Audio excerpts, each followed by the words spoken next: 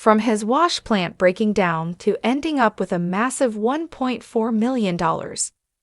Gold haul. This is how Parker Schnabel shocked everyone. Let's dive in. It was a busy day at Dominion Creek. Parker's crew was working hard testing out their new wash plant Roxanne. During its first full week, Tatiana was still getting used to it. Tyson and Mitch had added a conveyor at the end that threw out the unwanted dirt, so the crew didn't have to do it by hand. This made things easier, especially for Tatiana. Now she could get paid dirt from farther away. Initially, Tatiana fed the plant 250 yards of pay dirt per hour. As slewing went on, Parker showed up with a new idea. He told Alex they needed to speed things up. Being experienced, Alex asked if there was enough water to handle it. Parker, stubborn as ever, insisted they had to increase the feed rate by 20%. Alex knew better than to argue. He agreed, because in the end, more dirt meant more gold, and more gold meant more money for everyone. With that, they pushed ahead, hoping the gamble would pay off. Parker went ahead and increased Roxanne's feed rate up to 300 yards an hour, and Alex boosted the water being pumped to the plant from 2,800 to 3,000 gallons a minute to wash the increased dirt that was now flowing through. After this, Parker informed Tatiana about the increase and left. The belts were now much faster than what the crew was dealing with before, so Tatiana had to work faster to beat that increase. But then something unexpected happened. There was some water leaking from the distribution box, coming all the way to the floor. It was as if the plant's distribution box had clogged, taking too much dirt and water than it could handle. Seeing this, Tatiana called Mitch to check it out. You got a copy, Mitch? Yeah. Go ahead. What's up? Just to let you know, there's some water coming out of the distribution box. It's coming all the way to the floor, so I'm not sure if it's something we should be concerned. I'm on my way. I'll come have a look at it. In Mitch's perspective, the plant was initially working just fine before Parker increased its rate. Now the plant was running 20% over capacity, and it was spilling everything everywhere. To Mitch, patience was the name of the game when working with a plant like Roxanne, but patience was never Parker's strong suit.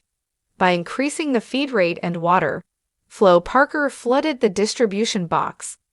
The plant system was really struggling, and with the dirt material boiling over, this was not a good thing at all. The water coming out would cause erosion, which was the last thing the crew wanted, since the ground below would weaken, forcing them to take down the plant and rebuild it somewhere else. This would take a lot of time and energy, which should be focused on feeding the plant and obtaining more gold. Mitch needed to strike a balance between a smooth water delivery while still having enough to wash the increased pay dirt flowing through the plant. I'm going to leave the feed rate where it is, and I'm going to change a couple nozzles in the pre-wash. We're going to just change kind of where the water's spraying, how the material hits, how the water spreads. That affects everything down here, so we're just going to shut the plant down quickly here. But to do all this, they first needed to halt everything to ensure that there was no more per coming in. Roxanne had to let the feeder run out first before she could add any more dirt. Mitch had to work fast to fix the problem. The plant was shut down, which meant no money was coming in. Something Parker wouldn't be happy about. The main issue was that Roxanne's custom-made spray bars were wide open, causing too much water to flow and making a mess. Mitch had a plan. He wanted to attach nozzles to all the spray bars, as this would use water pressure to break up and wash the dirt faster while using less water. If done right, the rocks would come out clean, and the water flow would be controlled by using flared nozzles. The water would spread evenly, creating a steady flow to move the material properly. They were about to see if the plan would work. Mitch could now turn the pump back to 2,800 grams a minute while maintaining the feed rate at 300 an hour. With the plant running as well as it should, Mitch had to report to Parker as they talked about the challenges Mitch had encountered. Chris Dumit suggested that they should weigh some gold. By this time, Sluifer had been running on Australia Creek for a month, averaging 145 ounces a week after. Measuring the gold, they got about 270.05 ohms, $40,000. That was not a bad week for them. Next up was Parker's gold before swapping in rocks, and Big Red was Parker's main moneymaker, averaging over 370 ounces a week despite the downtime Parker's team had experienced when repairing Roxanne. They still managed to get $453.08. Oh, that was nearly $120,000 in a day. It was the biggest haul of the season, worth over $1.04 million. Everyone was happy, yet this was not the only time Parker shocked everyone with a crazy amount of gold.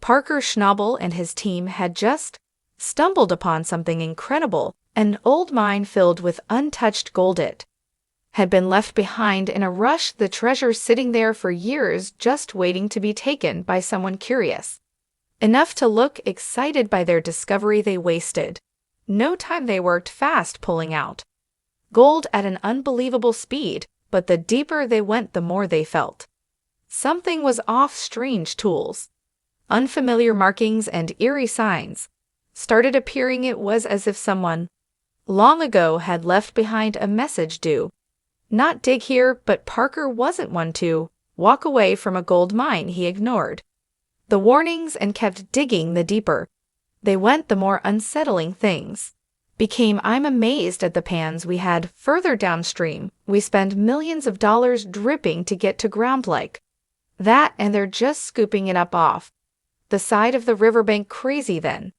they found it, something that changed everything. At first glance, the mine seemed like the ultimate jackpot. Thick veins of gold lined the rock walls, shining even in the dim light. There were no signs of old-school mining tools, no mercury contamination, just pure raw gold waiting to be taken. Parker claimed every last bit without hesitation, but gold always comes at a price. What they uncovered wasn't just treasure, it was a mystery wrapped in danger. It reminded Parker of a story his grandfather once told him. One day his grandpa had an unbelievable gold haul, 42 in a single day, but 4 hours later everything changed. When I was a kid, I remember one day my grandpa had a 42-ounce day, and they flew for 4 hours. Same conditions as here. As the dust settled, a strange sound rose from the ground. It wasn't just a mine, it was something much more. Parker's team had no permafrost, no $1 million machines burning fuel, just them, the mine, and a growing sense of unease. They thought they were just digging for gold. Instead, they had uncovered something that was never meant to be found. Wait, there's more. Unlike other mining operations they had been through, this one was just simple, efficient digging with rewards. In just a few hours, they had pulled over 100 grams of gold. It felt almost like stealing from history itself, and something about it felt off. The more they dug, the more questions arose. Who had left this mine behind, and why had no one ever come back if it was as good as it seemed? Then, just as they reached what should have been the most lucrative part, they found something they weren't prepared for, evidence that they weren't the first to uncover these riches, and those who came before had left in a hurry. When Parker's team went to clear the site, they realized this wasn't just an abandoned mine, it was a time capsule frozen in history. The rock formations didn't match modern geological maps. On top of that, the tools they found were too advanced for the time period, and something had been left behind, something more valuable than gold. Parker spent millions trying to strike gold, scooping dirt off the riverbanks like it was easy.